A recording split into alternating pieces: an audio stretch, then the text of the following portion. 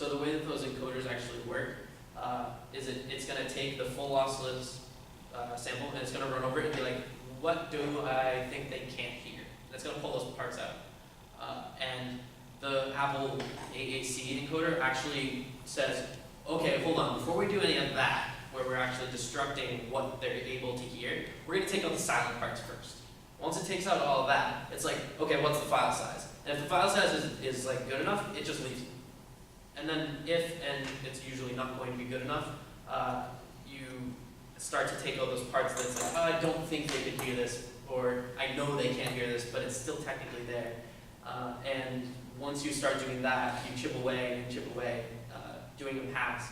Some encoders do one, some do two, some do more. I believe Apple's is probably two or maybe more. And it's considered to be better than MP3 320, which is usually a constant bit rate, 320 kilobits per second. So that means at every interval, it's 320 kilobits per second. That's it. They only give you that much per second, and you can't use more in 1 second, less in another. So therefore, in seconds or intervals where there's a lot going on, you actually have to cut out a lot more. So you lose things when they get busy. So if you're listening to a 320 and you want to listen to an AAC 256 to compare, even though AAC 256 is technically a lower number, like in the name, it's not at all a lower number, and it usually hovers between like 3 and like 700 kilobits per second.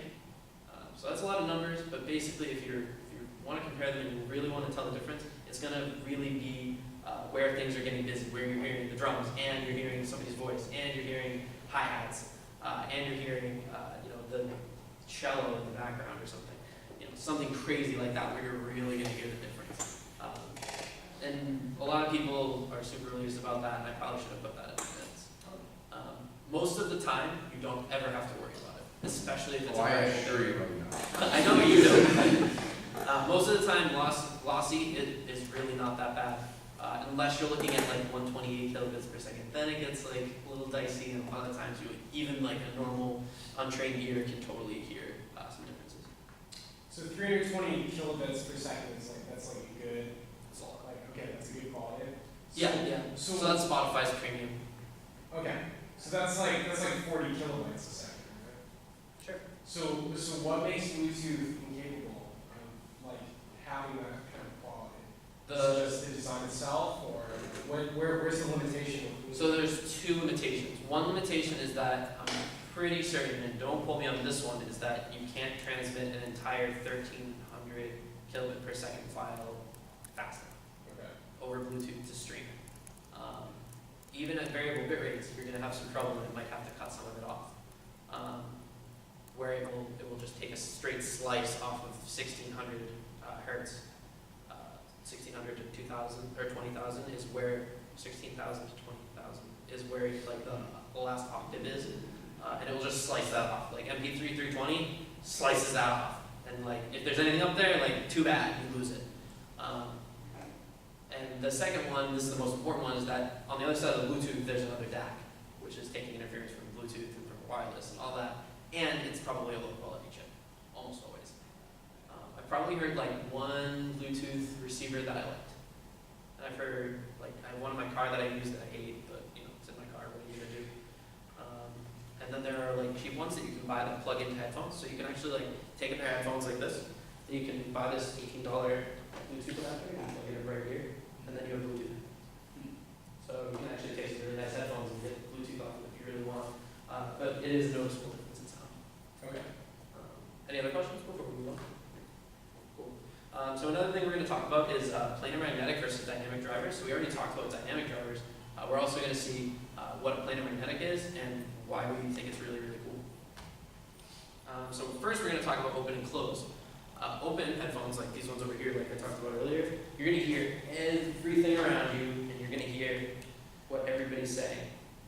You'd think I'd be able to put these on with the big element. So I put these on, I can actually hear exactly what's going on. I can hear my voice, I can hear all these snaps. So that's the test, the snap test. You put the headphones on, how much can you hear your snap? That's the isolation test. Then versus something like these, which if you've ever like been around me when I'm working with these, you know that I can't hear a damn thing you're saying. And things like IEMs are almost always closed. I don't think I've ever heard of an open IEM. And these are also open as well. Let's see. So open headphones have the quality of an airy treble. What that means is that it sounds like it's happening in open air. It sounds like it's not constrained by the soundstage. It doesn't sound like it's bouncing around in a room or anything, because you don't have cups over your ears. Versus when you have a closed headphone, a lot of that treble loses that room to breathe, and the treble tends to be the part of the sound that really needs it. The bass is going to sound boomy in some cases, but if it's tuned right, then you can easily pay attention to this if you're designing the speaker. You won't have that much of a difference, other than the fact that it will probably be less punchy if it's open, and it will be more controlled and punchy if it's closed. In the same way that if you have a large subwoofer enclosure and you put a port on it, the subwoofer is basically under less pressure and doesn't feel the need to come back to resting as much. So it can just kind of like go back and forth. And that's the same thing with an open driver. It has the ability to extend farther without the pressure of the enclosure taking an effect on it. And then as far as with the closed one, it's going to be a lot tighter. So when you have a closed headphone, you're actually going to hear things like when you hear the punch of a kick drum, it sounds very tight. With an open headphone, you can still get that tightness, and we're going to talk about ways that you can get that tightness, and you can get great bass out of an open headphone. Hopefully you'll hear it. But it is definitely notably easier on a closed headphone to do it. So with closed headphones, obviously you get that portability and isolation. You can't use open headphones out in class or anywhere on campus unless you want to look like the days. And you will lose that more accurate natural sound if you do go with the closed headphones, because the open headphones are how it's essentially meant to be heard. So the treble is body relative to open. Yes. Yeah, relative to open headphones. And this is, I should go back and say, this is all generalization. There are some closed headphones that'll blow you away in ways that you never thought they could. And open headphones that you'll be like, I can't even believe these are open, what the hell? And there are headphones that actually sit between these where they're called semi-open headphones. And either they're open with cups that allow air to flow out, sort of like perforated cups, or they're open with just like a part in the center is open, or like they have what is essentially a port on the headphone itself. They do really interesting things and create very different sound stages. And the other thing, so when I say wide and accurate soundstage, what I mean is that the sound can sound like it's all the way up here because there's nothing constraining. But when you have a closed headphone or an IEM, for example, which in-ear monitor, we're going to talk about those. That's the earbuds. I didn't catch that one. And it's going to be anywhere between those cups and nothing else because it's closed. There's no way the sound can sound like it's out here if you're containing it in a room in here.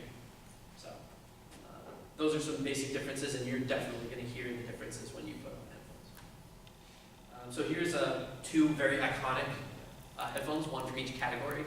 That one's the Bear Dynamic DT770, happens to be the 250 ohm version. That's just the resistance on the circuit that is the headphones. And it's a very iconic closed headphone for its very accurate bass reproduction, where it actually creates, like they focused on the bass, and like I said, you're going to get more accurate reproduction of the general sound on open. They went for a specifically bass-oriented headphone that you could use for mastering specific bass lines. So if you were mastering a track, you might actually want to put these on real quick and just see what the bassing sounds like in here, as opposed to maybe you're listening on the Sennheiser HD 600s, which are like the icon of value in an open, flat, accurate headphone. And we're going to look at what makes that headphone flat, accurate, and natural, scientifically in a graph form later on. Alright, so let's talk about planar magnetics. So planar magnetics are really crazy and cool. And while I talk about this, I'm going to actually open up this set of headphones because they're the best way I can actually show this to you in person. So planar magnetic, instead of your regular driver, planar magnetic is a membrane which has the voice coil essentially sewn into it. So when you have linear magnetic driver, there isn't a voice coil that's attached at any one point. The entire membrane essentially is the voice coil. So if you look at these, you should hopefully be able to see a little bit of light through them. Can you guys see that or no? You should be able to see that there's a driver in there that you should be able to get a little bit of light through. Maybe it's just yeah. Oh, yeah, wow. Yeah, so that's how thin that membrane is. And yes, there are some things in front of it, but there's actually enough room between things that are in front of it, which are actually the magnets, that the sound totally gets through, and it doesn't really have a problem. It doesn't sound like it's muffled or anything. So that's a planar magnetic headphone, where the membrane actually is moved by magnets on either side, usually on both sides, and it will move the entire membrane at once. We're going to see some cool animations for that. Oh, I have one there. Good job, Jeffrey. Cool. So the membrane's super thin. So this is, usually it's made out of some sort of plastic. You can see it in the center there. This is the membrane. On the right is a magnet, and then this is the two magnets assembled with the membrane for the diaphragm. If you ever have heard of electrostatic headphones, they're essentially the same thing, but they use this tiny thin plastic that looks like saran wrap, but it's even thinner and like more delicate. And they use that instead because it has essentially what can be treated as zero mass. So the diaphragm itself doesn't impede on movement, equations or whatever you use to calculate how that diaphragm is moving. Yeah, it's really cool. What it does to the sound is that it's actually going to produce what is called a linear bass response. Linear bass response, if you remember what I was saying earlier, where the dynamic driver actually, you have to take more time and more energy to move the entire thing. That means that when a bass note hits specifically, because you need all of that driver to really make that big sound, you're gonna have to wait a couple milliseconds for it to spin up and actually get to that sound. With a planar magnetic, it's instant. You get the whole driver all at once. The only thing you're missing is the very tips of the driver, and you're really gonna get a nice full sound. And when you put the headphones on, you'll immediately